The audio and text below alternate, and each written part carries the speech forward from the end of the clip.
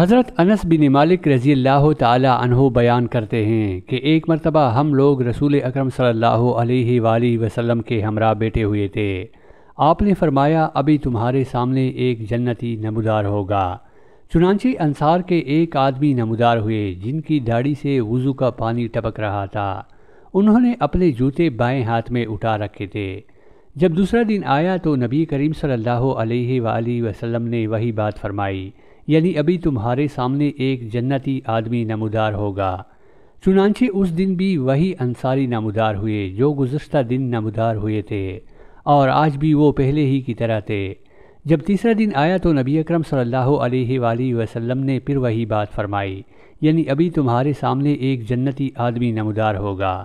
چنانچہ اس تیسرے دن بھی وہی انصاری نمودار ہوئے، اور اس حالت میں جیسے پہلے دن تھے، یعنی ان کی داڑھی سے وضو کا پانی ٹپک رہا تھا، اور انہوں نے اپنے جوتے بائیں ہاتھ میں اٹھا رکھے تھے۔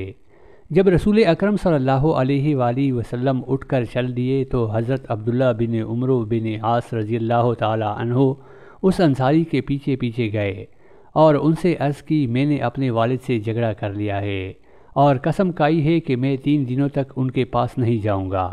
اگر آپ چاہیں تو مجھے اپنے پاس 3 دن قیام کرنے کی اجازت مرحمت فرمائیں۔ انہوں نے کہا ٹھیک ہے۔ حضرت انس بن مالک رضی اللہ تعالی عنہ کا بیان ہے کہ حضرت عبداللہ بن عمرو بن عاص بیان کرتے تھے کہ میں نے یہ 3 راتیں اس انصاری کے ساتھ گزاری، مگر میں نے دیکھا کہ وہ رات کو عبادت کے لیے تھوڑے سے وقت کے لیے بھی بیدار نہیں ہوئے۔ ہاں، میں نے دیکھا کہ جب نیند ٹوٹتی اور اپنے بستر پر کروٹیں بدلتے تو اللہ تعالیٰ کا ذکر کرتے اور تکبیر کہتے، حتیٰ کہ فجر کی نماز کے لیے بیدار ہوتے۔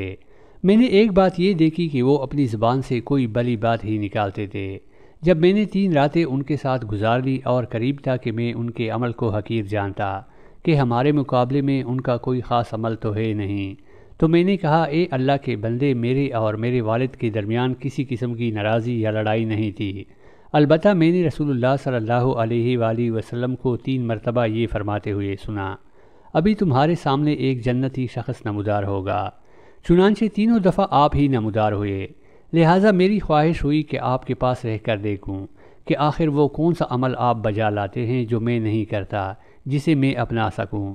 لیکن میں نے دیکھا کہ آپ کوئی زیادہ عمل نہیں کرتے، پھر وہ کیا بات ہے جس کی بنا پر رسول اکرم صلی اللہ علیہ وآلہ وسلم نے آپ کے متعلق یہ بات فرمائی جسے آپ نے سنا ہے؟